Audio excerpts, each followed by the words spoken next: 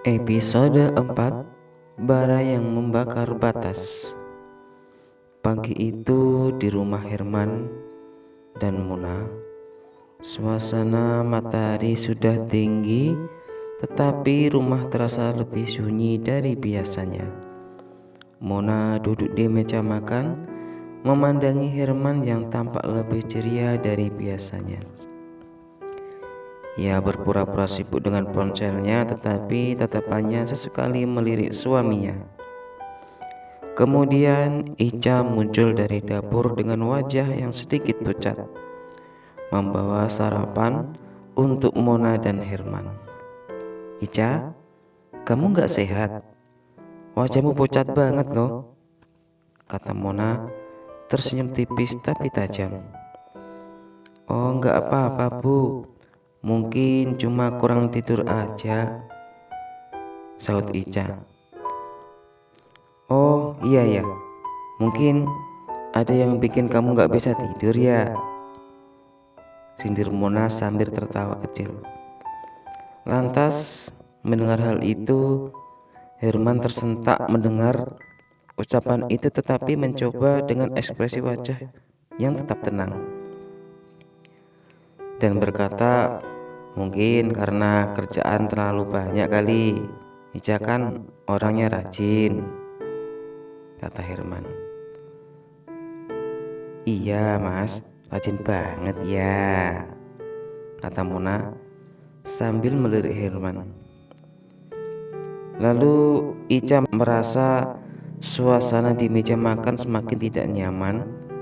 Kemudian ia segera meminta izin untuk kembali ke dapur, melanjutkan kegiatan-kegiatan yang belum selesai. "Kalau nggak ada yang perlu lagi, saya ke dapur dulu ya Bu, Pak," kemudian sahut Mona. "Silakan Ica, tapi kalau kamu nggak capek, istirahat aja dulu ya," kata Mona. Setelah Ica pergi, Mona menatap Herman dengan tajam, tetapi tidak mengatakan apa-apa. Dan Herman pun berpura-pura fokus pada ponselnya, menghindari kontak mata dengan Herman. Kemudian hari mulai siang, Mona pergi bekerja. Tetapi kali ini si Mona memastikan untuk pulang lebih awal. Sementara itu Herman dan Ica tetap tinggal di rumah. Waktu itu Herman duduk di sofa menonton TV, tetapi pikirannya terus terganggu oleh keberadaan Ica. Kemudian Herman berjalan menuju dapur tempat Ica sedang mencuci piring. Herman berkata, "Ca, sini sebentar." Kemudian Ica berhenti, mengeringkan tangannya dan mendekat ke Herman dengan ragu. "Iya Pak, ada apa Pak?" Herman duduk di kursi dapur, menatap Ica dengan senyuman tipis dan berkata, "Kamu kelihatan capek Ica. Aku gak enak lihat kamu kerja terus." Kemudian Ica menyaut, "Gak apa-apa Pak, ini sudah kerjaan Ica. Ica sudah biasa." Kemudian Herman mengulurkan tangannya, menyentuh lembut punggung tangan Ica dan berkata, "Ica, kamu tahu gak, kamu tuh penting buat aku. Aku gak tahu kenapa, tapi aku gak bisa berhenti mikirin kamu." Kemudian Ica kaget, mundur selangkah dengan berkata, "Pak, tolong jangan ngomong kayak gitu. Saya cuma pembantu di sini." Kemudian Herman berdiri, melangkah lebih dekat ke Ica dan berbilang, "Aku gak peduli kamu siapa, Ca. Aku cuma butuh kalau aku itu suka sama kamu, butuh sama kamu." Kemudian Ica merasa terpojok dan napasnya menjadi cepat dan ia mencoba menghindari tatapan Herman. Ica berbisik, "Pak, ini nggak benar ini Pak.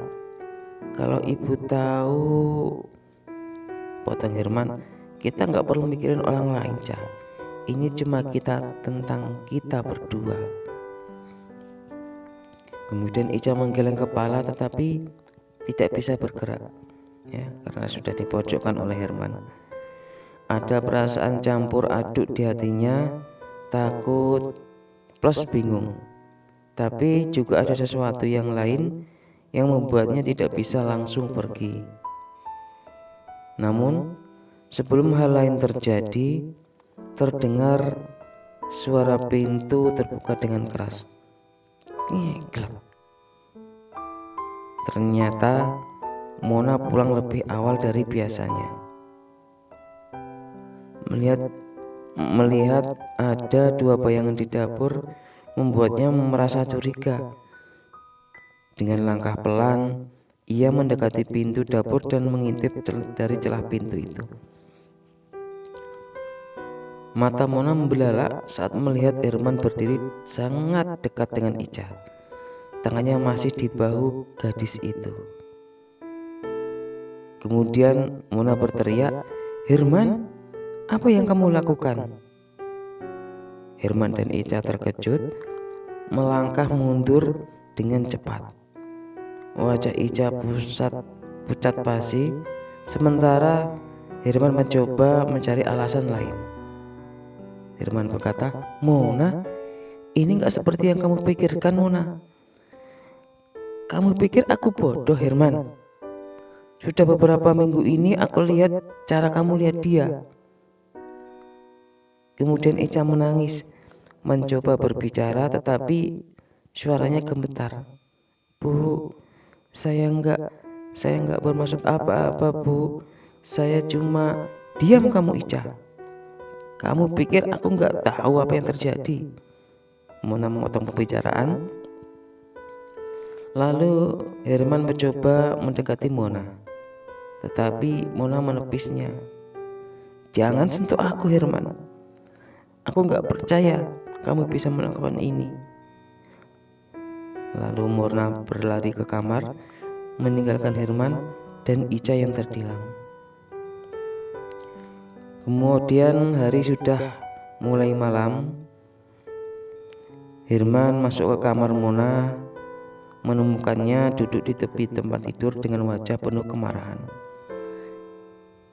Herman mencoba menjelaskan, "Mona, dengar dulu.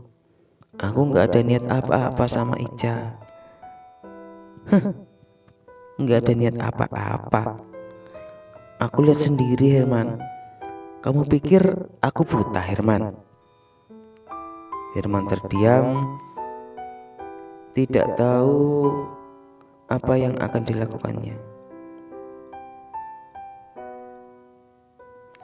Kemudian Mona menangis. "Apa aku kurang buat kamu, Herman? Apa sampai kamu cari perhatian dari pembantu kita sendiri, Herman? Aku kurang apa?" Kemudian Herman mencoba mendekat, tetapi Mona bangkit, menatapnya dengan mata penuh air mata. "Aku nggak tahu apa yang harus aku lakukan, Herman. Tapi hal satu yang pasti, aku nggak akan tinggal diam." Lalu Mona keluar dari kamar, meninggalkan Herman yang duduk dengan wajah penuh penyesalan. Kemudian di sisi lain, Ica yang duduk di kamarnya menangis sambil memeluk lututnya dengan keadaan yang bingung. Dan di luar, Ica jadikan keluar dari kamar, ya. Mona terlihat menghubungi seseorang di ponselnya. Wajahnya penuh dengan tekad dan kemarahan. Bersambung.